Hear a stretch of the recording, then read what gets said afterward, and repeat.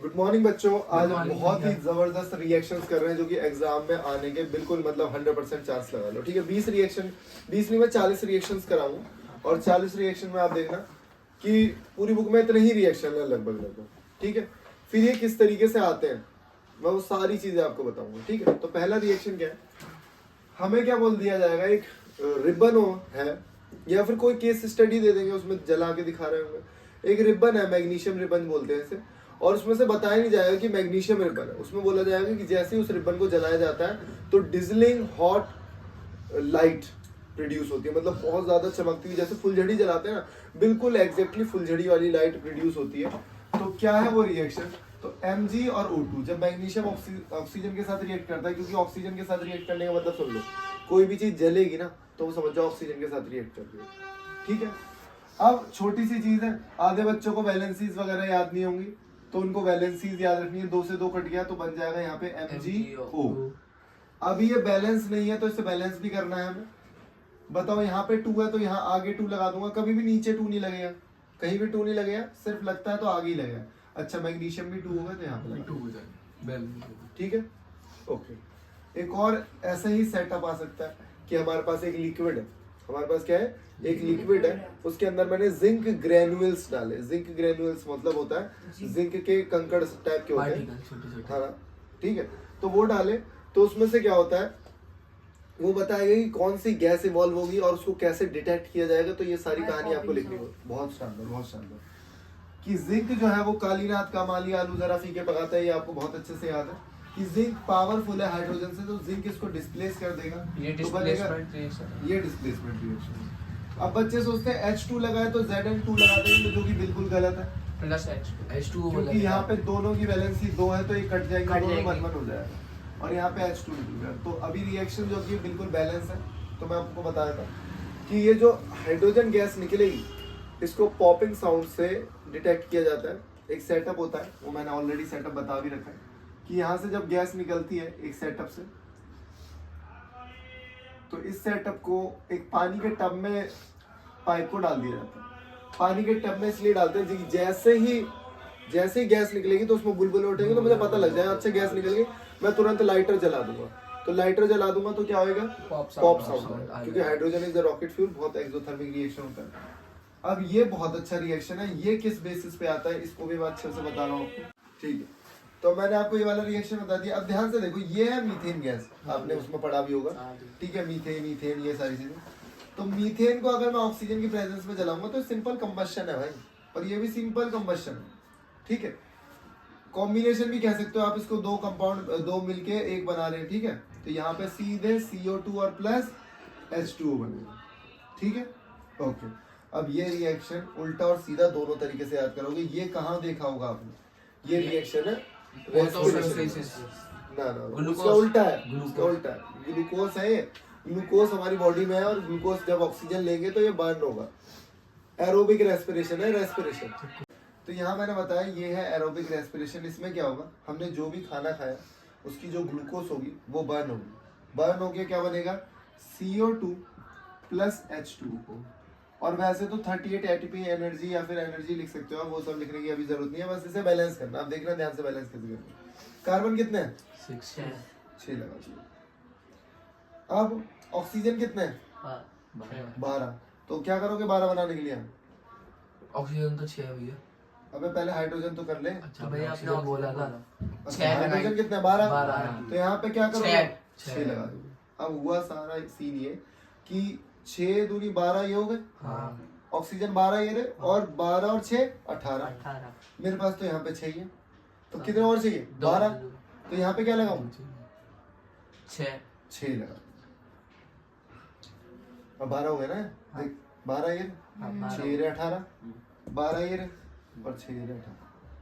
सीखना पड़ेगा यार दोबारा, बहुत इंपॉर्टेंट है ये। अब इसकी फोटो भी आ रखी है कि एक रिएक्शन है जिसमें वो सिर्फ टच कर रहा है, उसे सिर्फ टच कर रहा है, तो आपको बताना है कि आप क्या देख पा रहे हो उसमें, क्या सारी चीजें। तो उसमें क्या है, ध्यान से देखना है, कैल्शियम ऑक्साइड एक पाउडर होता है सॉलिड फॉर्म में, इसको मिलाया जाता है पानी में। तो ये एक बहुत ज्यादा एक्सोथर्मिक रिएक्शन है। इसमें क्या होता है, लोहे की बाल्टी रहती है और लकड़ी से चलाते हैं उसे, जैसे पुताई होती थी ना, और हाथ ऐसे चलाओगे ना पूरा हाथ वाइट हो जाएगा आपका। पूरा, लेकिन अब तो यूज नहीं होते, डिस्टेम्पर और बहुत तरह के पेंट यूज होते हैं, ठीक है। तो इसमें क्या होता है, लोहे की बाल्टी में जैसे इस दोनों को मिलाया जाता है तो बहुत ज्यादा हाई एक्सोथर्मिक रिएक्शन है, मतलब बहुत ज्यादा हीट प्रोड्यूस होती है, बुलबुले उठने लगते हैं। हम खुद डर जाते थे जब स्कूलों में पुताई होती थी बचपन में, जब छोटे थे। तो बनेगा क्या, कैल्शियम हाइड्रोक्साइड और प्लस हीट। तो एक्सोथर्मिक रिएक्शन में बार बार आपको बता रहा हूँ बेटा, एक्सोथर्मिक रिएक्शन वो होंगे जिसमें से हीट प्रोड्यूस होगी, ठीक है।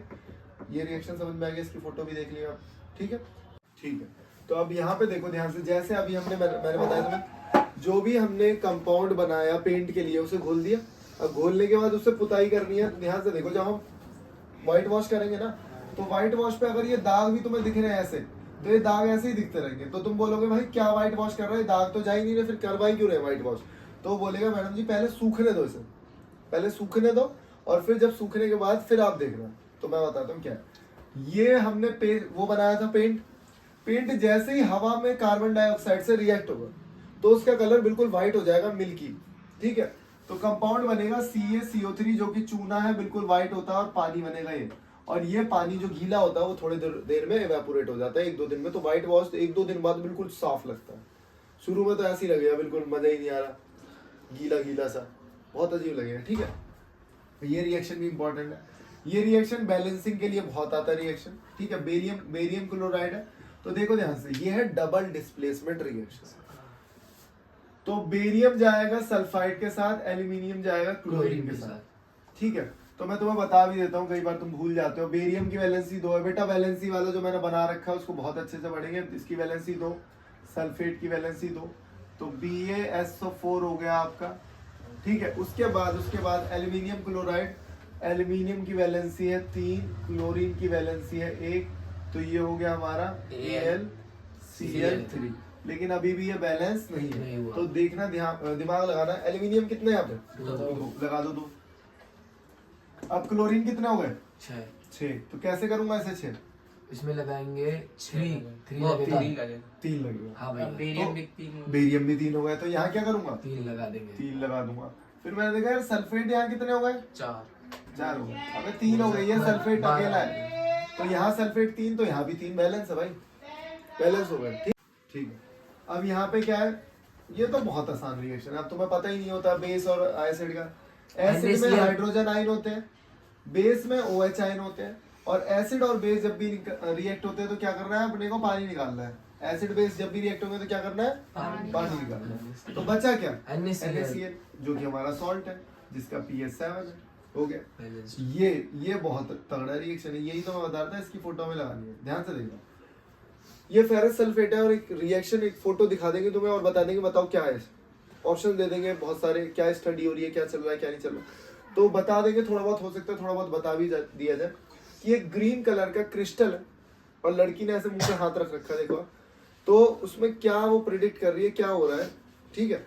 तो इसमें क्या है कि जैसे ही फेरस सल्फेट को जलाया जाता है तो यहाँ पे बनता है Fe2O3 प्लस SO2 और SO3।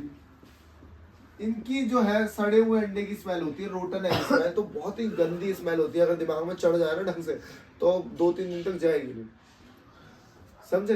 तो ये पंजे बहुत ही बेकार स्मेल होती है। उसके बाद कैल्शियम कार्बोनेट, इसमें कुछ नहीं, अगर आप इसे हीट करोगे तो CaO प्लस CO2 अलग हो जाएगा। ये रिएक्शन फिर से बहुत ज्यादा इंपॉर्टेंट रिएक्शन, बहुत ज्यादा इंपॉर्टेंट रिएक्शन। फोटो दे देंगे सीधे, फोटो देख लो आप कैसी आएगी फोटो, ऐसी आएगी। तो इसमें क्या है, ये दोनों डिकम्पोजिशन रिएक्शन है, ये दोनों क्या है, डिकम्पोजिशन रिएक्शन, मतलब ब्रेक हो गया। तो मैंने क्या बताया, ये बहुत ज्यादा इंपॉर्टेंट है। इसमें क्या दिख रहा है आपको कि ये ब्राउन कलर के फ्यूम्स आ रहे हैं, क्या निकल रहे हैं, ब्राउन कलर के फ्यूम्स। अब ब्राउन कलर के फ्यूम्स क्या है, जैसे ही हम इसे जलाएंगे तो यहाँ बनेगा लेड ऑक्साइड प्लस, देखो लेड की वैलेंसी दोनों की 2-2 है तो कैंसिल आउट हो गए, और NO2 प्लस O2, ये हमारा बना, ठीक है। अब सारा सीन ये है कि ये जो NO2 है ना, ये ब्राउन कलर की गैस है। ब्राउन कलर की गैस प्रॉपर आपको दिखा दी जाएगी कि उड़ रही है, उस पर शायद हो सकता है लिख भी दिया जाए, तो आपसे पूछ लेंगे भाई पूरा रिएक्शन बताओ क्या हो रहा है नहीं। तो एक एक एक्टिविटी, अभी तो मैं वो बता रहा हूँ तुम्हें कि कहाँ कहाँ फोटो में कैसे कैसे आ सकता है, लेकिन एक एक एक्टिविटी आ सकती है आपकी, ठीक है। अब यहाँ पे AgCl, ये बहुत तगड़ा रिएक्शन है। इसमें क्या होता है, देखो ध्यान से फोटो में देख सकते हो आप कि ये रिएक्शन कभी भी ना अगर ऐसे दिखा दिया जाए तो ये नहीं होगा, ये हमेशा सनलाइट में होता है, ये रिएक्शन किस में होता है? सनलाइट में होता है, और ये डीकम्पोजिशन रिएक्शन है, इसे बोलेंगे फोटोलिटिक डीकम्पोजिशन रिएक्शन, मतलब फोटो मतलब लाइट से रिएक्शन हो रहा है, ठीक है। तो जैसी सनलाइट पड़ी AgCl2, क्योंकि कोई भी गैस अकेली नहीं होगी, हमेशा वो मॉलिक्यूल फॉर्म में होगी, और 2 लगाओगे आप लोग, एक छोटी सी चीज। उसके बाद अब ये तो बैलेंस नहीं है, तो यहाँ मैं 2 लगा दूंगा, या 2 लगा दूंगा, ये बैलेंस होगी। उसके बाद एक छोटी सी चीज पूछ लेगा ABCD ऑप्शन बना के कि this reaction is used in where, मतलब कहाँ यूज होता है ये रिएक्शन, हमारा कहाँ यूज होता है। तो आपको याद रखना है बड़ी शानदार चीज, this reaction is used in black and white photography. तो ब्लैक एंड व्हाइट फोटोग्राफी जो पहले जमाने में होती थी, धुलाई वगैरह, वो इसी रिएक्शन की वजह से की जाती है, ठीक है। ये भी है सिल्वर क्लोराइड है। हाँ, ये सिल्वर क्लोराइड है, सिल्वर ब्रोमाइड है, क्लोरो ब्रोमो आयोडो, तीनों रिएक्शन, तीनों की वैलेंसी 1 होती है, क्लोरीन ब्रोमीन आयोडीन की। तो सेम वही बनेगा, AgBr बन जाएगा यहाँ पे, और यहाँ पे 2 लगेगा, और यहाँ पे 2 लगेगा, यहाँ पे 2 लगेगा। अब वही रिएक्शन बनता है, पानी है, पानी को मैं इलेक्ट्रिसिटी से ब्रेक करूंगा, तो पानी को जब मैं इलेक्ट्रिसिटी से ब्रेक करूंगा तो ये हो जाएगा हमारा H2 + O2। अभी बैलेंस नहीं है, यहाँ लगाऊंगा 2, यहाँ लगाऊंगा 2, और ये भी गैस है और ये भी गैस। ओके बच्चों, कुछ रिएक्शंस रह गए थे, वो रिएक्शंस कंप्लीट कर रहे हैं। अब यहाँ पे क्या है, कॉपर सल्फेट होता है ब्लू कलर का। बहुत क्वेश्चन आता है कि कॉपर सल्फेट ब्लू कलर का है, उसके अंदर हमने क्या डाल दिया है, हमने आयरन की नेल डाल दी है। तो मैंने आपको एक्सपेरिमेंट दिखाया भी, जो कि वीडियो में फोटो में है भी। तो यहाँ पे क्या है, ब्लू कलर का सॉल्यूशन, उसके अंदर आयरन डाला है, क्योंकि आयरन ज्यादा रिएक्टिव होता है कॉपर से, तो आयरन खुद लग जाता है कॉपर की जगह, और कॉपर बाहर निकल जाता है। रिएक्शन आता है और पूछा भी जाएगा, हो सकता है ABCD में पूछ लिया जाए कि बताओ कील जो है, कील थिक क्यों हो गई, कील मोटी क्यों हो गई। तो कील मोटी इसलिए हो जाती है क्योंकि उसके ऊपर कॉपर जो ये अलग एक्सट्रैक्ट हुआ है, ये इसकी कोटिंग हो जाती है, उसका डिपोजिशन हो जाता है, तो वो कील जो है वो मोटी हो जाती है। अब अभी जो रिएक्शन आया था इस बार पेपर में, सब लोगों ने ये याद रखा है कि फेरस सल्फेट का आता है हर बार, लेकिन इस बार ये आ गया कि कॉपर सल्फेट का कलर कैसा होगा। ये जो सॉल्यूशन बना, दोबारा सीखोगे। देखो, कॉपर सल्फेट एक ड्राई भी होता है और एक एक्वस भी होता है। ये जो है ये सॉल्यूशन है। तो ऐसे ही एक जिंक सल्फेट यहाँ पे बनेगा, क्योंकि जिंक ज्यादा पावरफुल है, तो वो से हटा देगा। तो जिंक सल्फेट का कलर, एक्वस सॉल्यूशन का कलर पूछा है, तो वो होता है कलरलेस, ठीक है। वैसे जिंक सल्फेट अगर पाउडर की फॉर्म में है तो वो कैसा होगा, बताओ? White powder. ये जिंक सल्फेट कलरलेस होगा, ठीक है। PbCuCl2, ठीक है। तो सिंपल सी वही बात है, ये इसको डिस्प्लेस करेगा, तो PbCl2। अब आपको बस इतना पता होना चाहिए, अभी देखो कि क्या है, लेड जो है वो पावरफुल तो है, लेड की वैलेंसी नहीं पता होती बच्चों को। अब यहाँ पे नॉर्मली लिख देते लेड, LeAd, और उसके बाद कॉपर सल्फेट लिख देते या कॉपर क्लोराइड लिख देते, तो बच्चों को वैलेंसी नहीं पता होती लेड की क्या है। तो याद रखो कि लेड की वैलेंसी 2 है। मैंने वैलेंसी बहुत बार लिखवा रखी है भाई, बेरियम हो गया, जिंक हो गया, लेड हो गया, मरकरी हो गया, इन सब की वैलेंसी 2 होती है, ठीक है। तो याद रखना NaCl AgCl। वैसे तो ये रिवर्सिबल रिएक्शन है, रिवर्सिबल का मतलब एक्चुअली ये था NaNO3 और AgCl, मतलब ये रिएक्शन रिवर्स भी हो सकते हैं, बहुत सारे रिएक्शन रिवर्सिबल होते हैं। जिंक को इसको हटा देगा तो यहाँ पे क्या लग जाएगा, ZnSO4 + H2। एक रिएक्शन और याद दिला देना मुझे, एम्फेटोरिक रिएक्शन कराऊंगा, बहुत इंपॉर्टेंट है, बहुत पेपर में आता है, बच्चे छोड़ के आते हैं, उसको स्टार मार्क करके लगाऊंगा। ये अच्छे रिएक्शन है, ये बिल्कुल अच्छे कह लो या बच्चों वाले कह लो, वही है। दोनों का प्रोडक्ट सेम है, ये है भाई हमारा बेकिंग सोडा, और ये वॉशिंग सोडा। इसके आगे 10 H2O लगा दूंगा तो क्या हो जाएगा, वॉशिंग। अब एक छोटी चीज याद रखोगे, तो एक एक्सपेरिमेंट बता ही देता हूँ कि भाई ये जो है, ये कंपाउंड नीचे आ रहा है, ये होता है यूज्ड किसमें, फायर एक्सटिंग्विशर में। अब नहीं होता, पहले यूज होता था। कैसे यूज होता है मैं बताता हूँ। एक हमारा फायर एक्सटिंग्विशर इस तरीके से रहता है, ठीक है।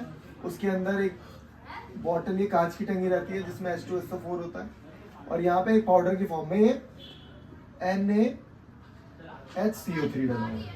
अब सारा सीन होता क्या है कि एक नोजल लगा होता है, उसको हम कैप को हटाते हैं, और इसको बहुत बुरी तरीके से, मतलब हथेली से आप मार रहे हो ना, तो आप नहीं मार पाओगे।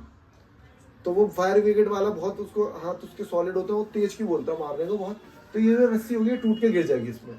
जैसे ये रस्सी इसमें टूट के गिरती है, H2SO4 और NaHCO3, ये दोनों मिलते हैं और CO2 का फॉर्मेशन होता है। CO2 ठंडी गैस होती है, आपको पता है, ठीक है।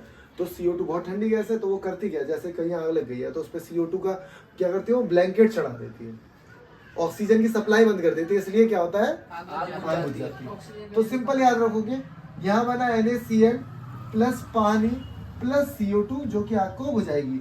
यही सेम चीज ऊपर भी बनेगी, यही सेम चीज ऊपर भी बनेगी। लो जी, बन गई।